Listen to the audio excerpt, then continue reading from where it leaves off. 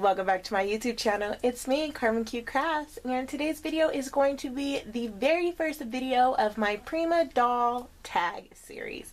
That's right, my Prima Doll tag series. We've all fallen in love with these Julia Nutting Prima dolls. Let's face it, they're adorably cute and super stylish, right? I got asked by a fellow crafter this past weekend if I would do a series showing you from start to finish how to construct one of these. I also did a live video feed on Instagram, and I was asked there too if I would do a flat tag, so not so dimensional, so that it can fit in an envelope. So in this series we will create two tags together, one dimensional and one flat, and yeah, this is video one. So if you haven't already, go ahead and click that subscribe button. It's totally free and you don't want to miss the rest of the series. And as always, please give this video a thumbs up if you like it and enjoy the content. And don't forget to leave me your lovely comments down below in the description bar. So without further ado, let's hop on into this tutorial. So the first thing that we are obviously going to need for this project are Julia Nutting stamps.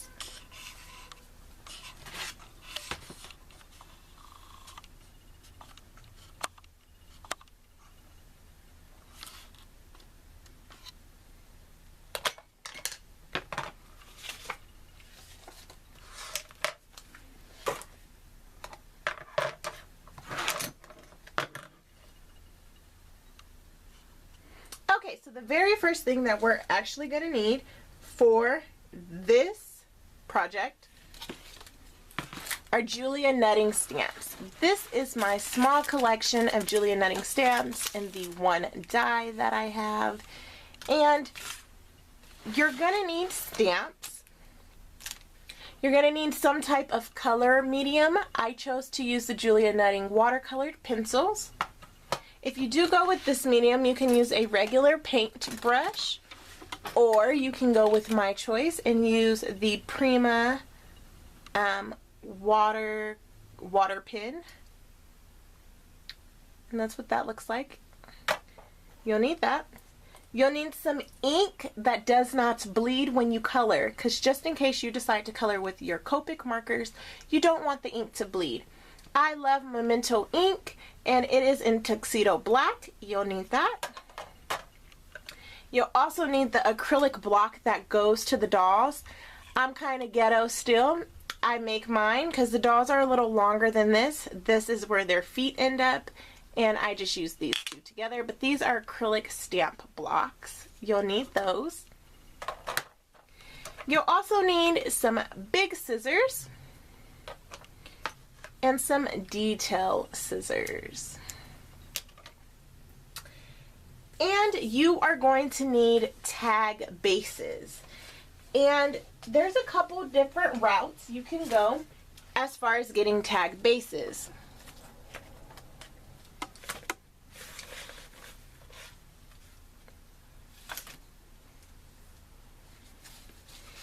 Prima used to sell these tag bases, and as you can see, I am super low.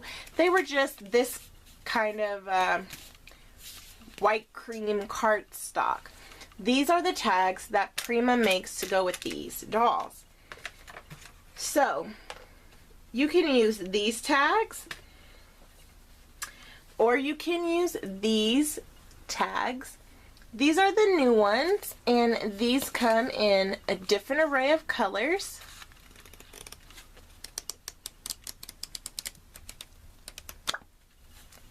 And there's also these tags, the closet tags, the scene tags. So those are a couple of different tags you can use. So now that we have our supplies, let's get started.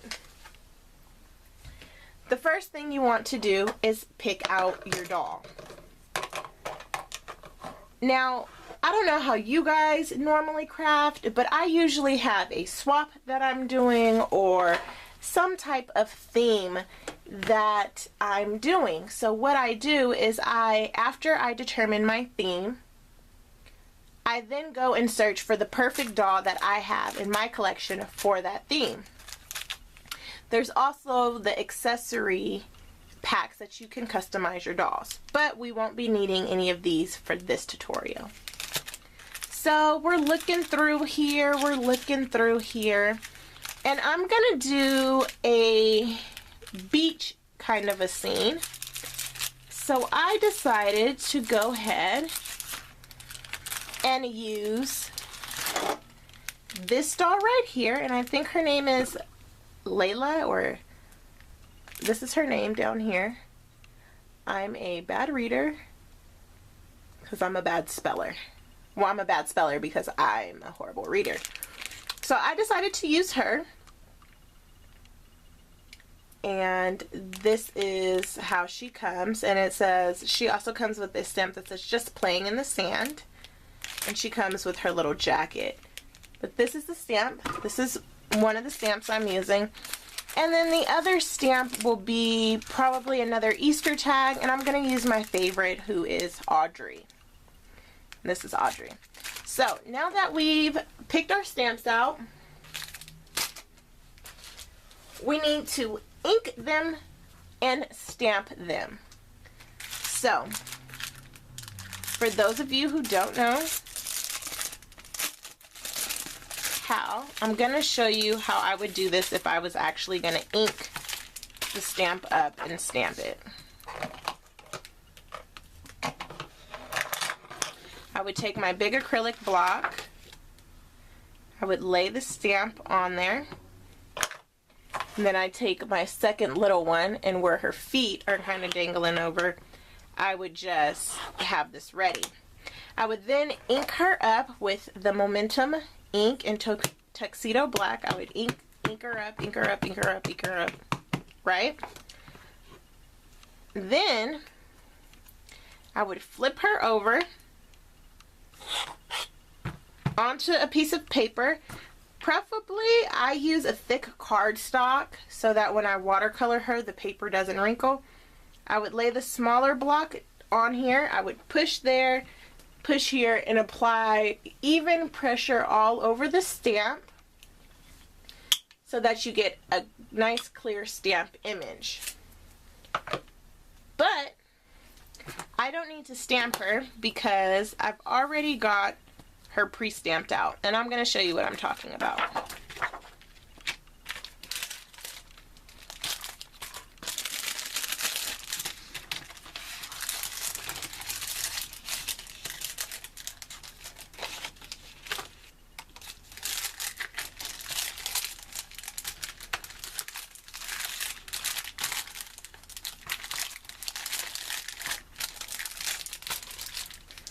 All of the dolls that I have collected, I have stamped out. And I have stamped them out in a way that I can just copy them from my computer. Let me show you what I mean. This is the file folder they sit in currently. And as you can see, I loaded each one up onto the clear stamping block and stamped them on a nice sheet of cardstock. Colette here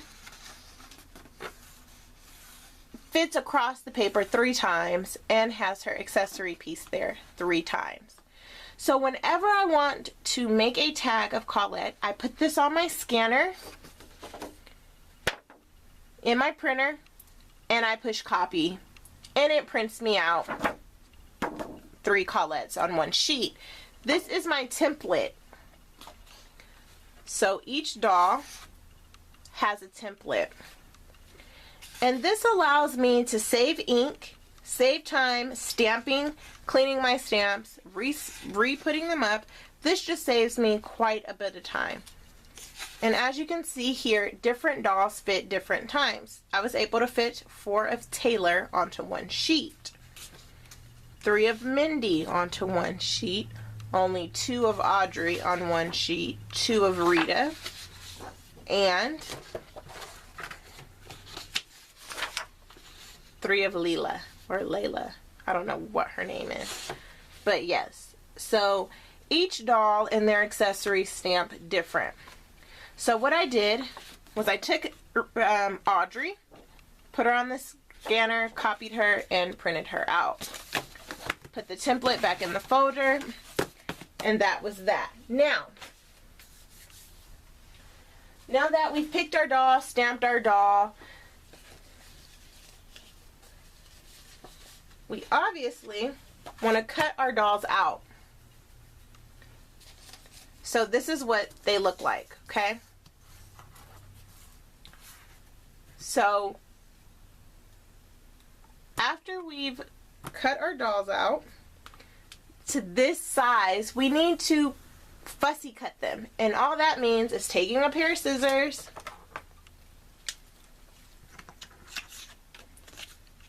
and cutting around the doll. I like to cut right outside of that black line so you still have the image and you still have boundaries. Now, what I usually do is I don't cut so close with the big scissors. I usually cut around the doll in a big area like so. Get all that extra excess off.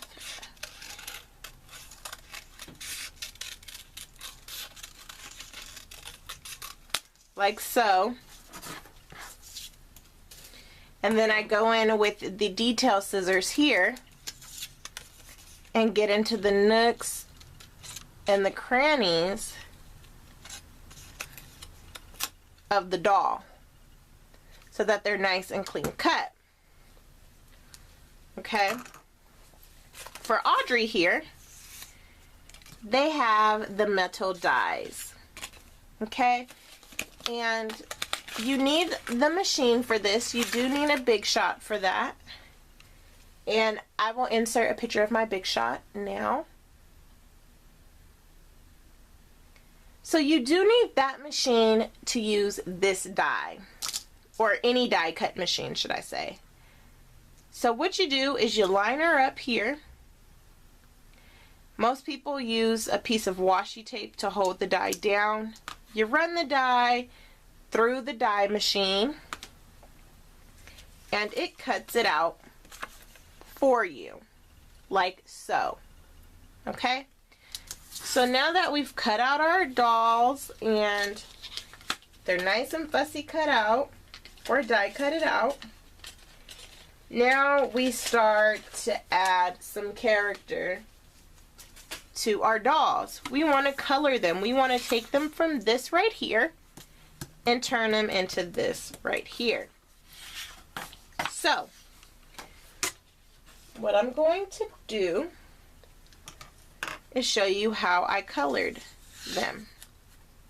I'm going to show you on her because she's a little bigger than Audrey, I think, and I'm just going to show you how I color her in.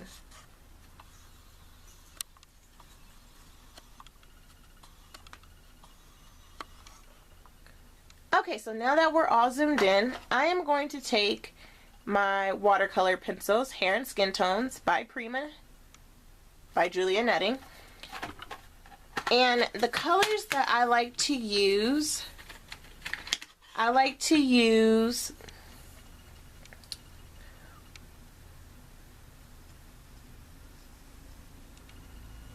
120, which is this black color, for her hair. And I like my girls to look a little tanner, a little brown, you know. So I like to use the combination of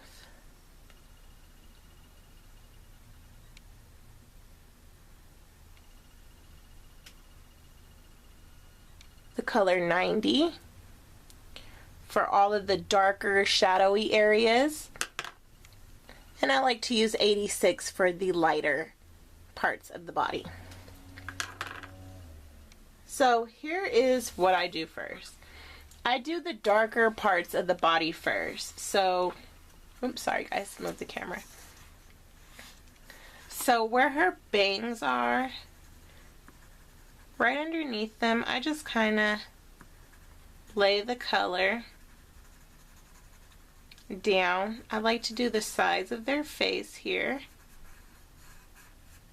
Do the bottom of their neck. I do where any clothing parts may cast a shadow onto the skin.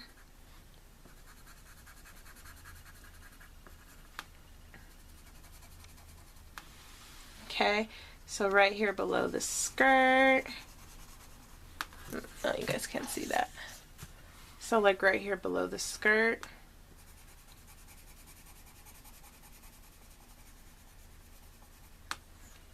And then the calf leg right here, the calf part of the leg.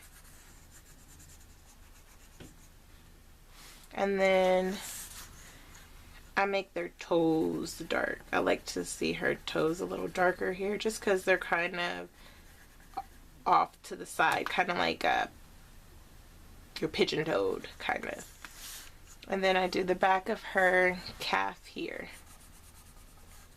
And then, you know, the knees are a little darker usually on everybody, so I go ahead and do that.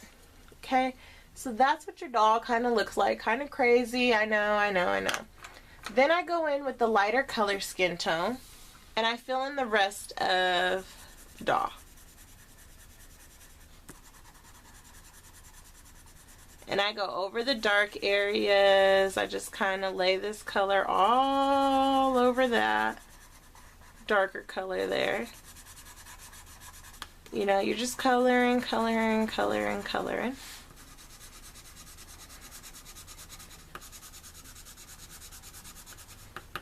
Okay, you're just laying the color down. Then I take my handy dandy watercoloring pencil from Prima. And let me show you how this works. I don't know about you guys, but I'm always a little heavy-handed. So I have a little cloth that stays on my desk for when I paint or gesso or something so that I can dab excess water off. What you do is there is a little area here on the pen, and I don't know if that's focusing, that says push. All you do is you push and water feeds to the brush, to the tip of the brush here. I dab the excessive, I dab the excessive water that's off, and then I just blend the colors together. Pretty much just paint over what I just colored.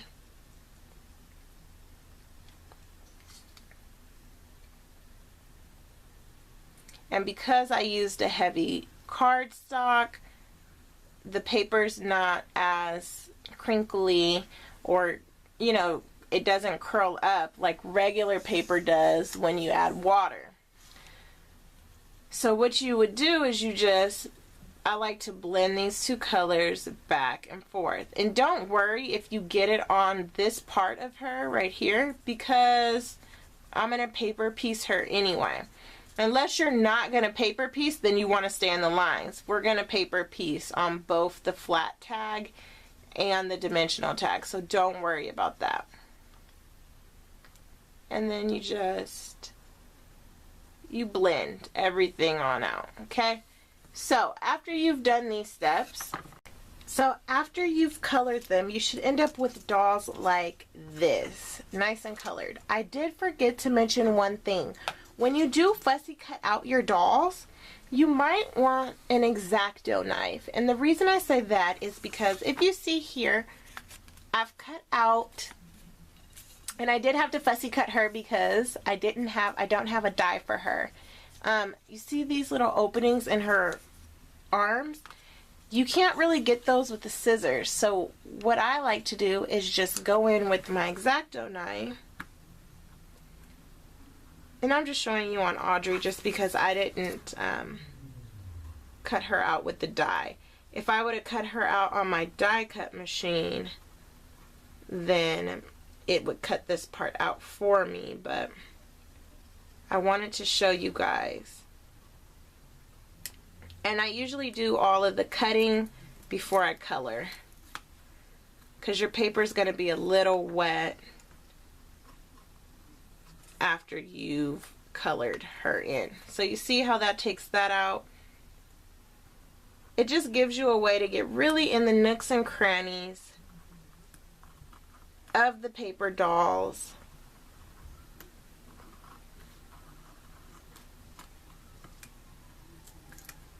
There. Okay, so now that we've stamped our dolls out, cut them out, and colored them, step one of the process is done. You have finally got you a doll to work with. So, see you guys in part 2. Bye!